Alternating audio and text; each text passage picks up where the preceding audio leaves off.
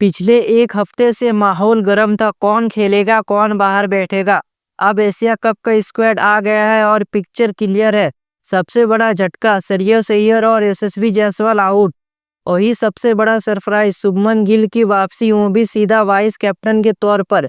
लेकिन सवाल ये है कि गिल के स्ट्राइक रेट के बावजूद बीसीसीआई ने उन पर इतना बड़ा रिस्क क्यों लिया। क्या सच में उन्हें इंडिया का फ्यूचर ऑल फॉर्मेट कैप्टन माना जा रहा है?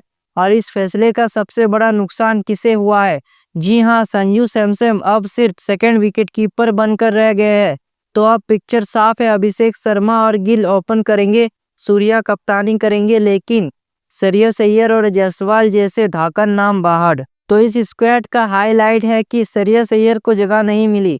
हाईलाइट ये है कि वो जायसवाल, जिनकी परफॉर्मेंस बाकी सभी खिलाड़ियों से कई ज्यादा बेहतर रही, इंटरनेशनल टी20 में उनको भी जगह नहीं दी गई। अक्षर पटेल, कुलदीप यादव, वरुण चक्रवर्ती स्पिनर के तौर पर है।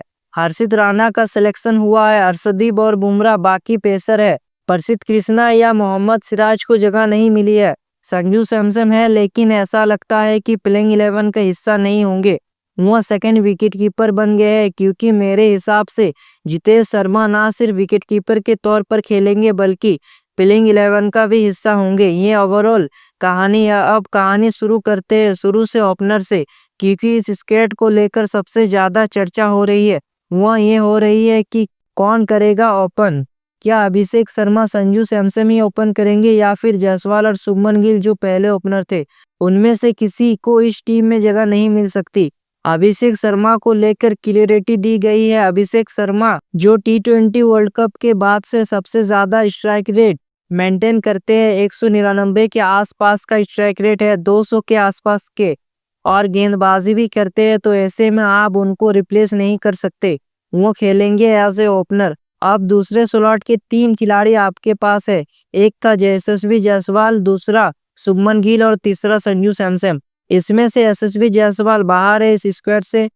जायसवाल स्टैट्स के मामले में शुभमन गिल से काफी बेहतर है, 165 प्लस का स्ट्राइक रेट और 35 प्लस का एवरेज।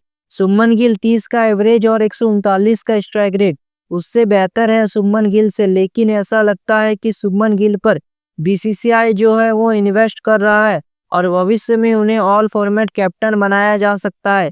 यह सवाल भी आया था, सूर्य कुमार यादव से पूछा गया क्या वो ऑल टाइम कैप्टन बनेंगे। भाई इधर पूछो यार, हमसे क्यों पूछ रहे हो? वार्ड लगा रहा है, अदरवाइज और कोई लॉजिक नहीं था। और शुभमन गिल वाइस कैप्टन के तौर पर प्लेइंग 11 में खेलेंगे, और लॉजिकली तो शुभमन गिल का जगह नहीं बन रहा था, लेकिन बीसीसीआई उनके टैलेंट को इतना बैक करता है कि उनको वाइस कैप्टन के तौर पर मौका दिया गया।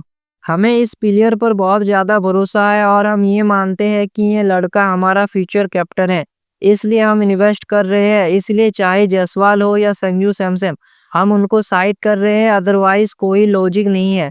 मैंने पहले भी कहा था स्टेट से बेहतर 36 का एवरेज है, शुभमन गिल का 30 का एवरेज से बेहतर है। शुभमन गिल और जायसवाल की स्ट्राइक रेट में काफ़ी ज़्यादा फर्क है।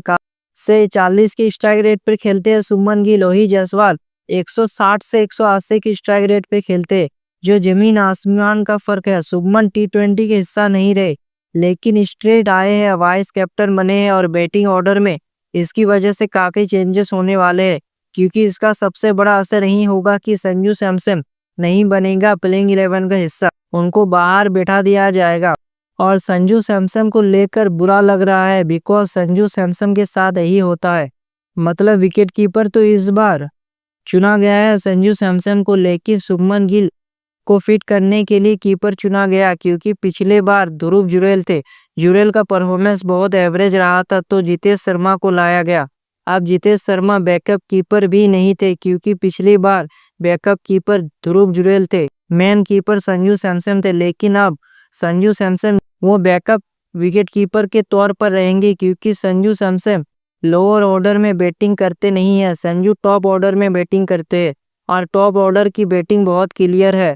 ऊपर आपके अभिषेक शर्मा, शुभमन गिल, 3 पर सूर्य कुमार यादव, 4 पर तिलक वर्मा, या 3 पर तिलक वर्मा और 4 पर संजू और 4 पर सूर्या, उनकी जगह बनती नहीं है। 5 पे फिर हार्दिक पांड्या, उसके बाद नीचे अलग प्लेयर्स आ जाएंगे। जितेश शर्मा फिनिशर के तौर पर आते हैं, जितेश का सिलेक्शन हो जाएगा। हालांकि संजू सैमसन के लिए आपको बुरा इसलिए लगता है बिकॉज उन्होंने कुछ गलत नहीं किया था। अगर आप देखोगे T20 वर्ल्ड कप के बाद से खिलाड़ियों की स्ट्राइक रेट क्या है, तो अभिषेक शर्मा का 193 का स्ट्राइक रेट ऑलमोस्ट 194 का है। संजू सैमसन का 171 का था, बट वो नहीं खेले जाएंगे। तिलक भी 170 पर, जायसवाल 170 पर, दुबे 167, सूर्या 161, शुभमन गिल 129 का था।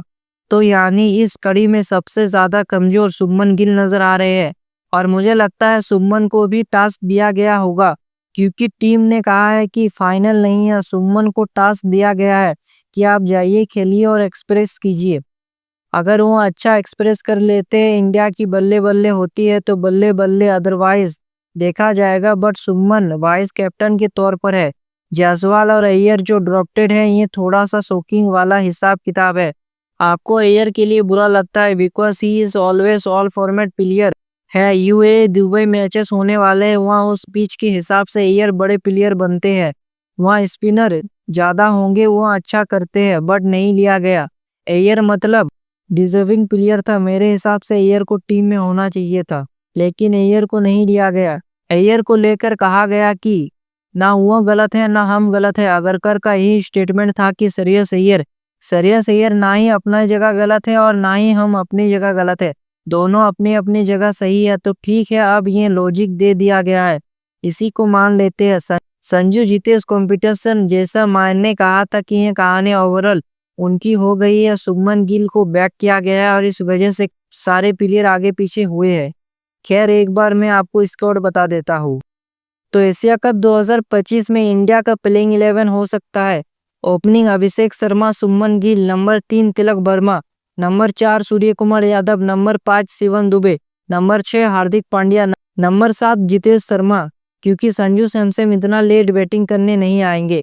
अक्षर पटेल, जसप्रीत बुमराह, वरुण चक्रवर्ती और अर्शदीप सिंह, ये हो सकता है इंडिया का प्लेइंग 11 एशिया कप में।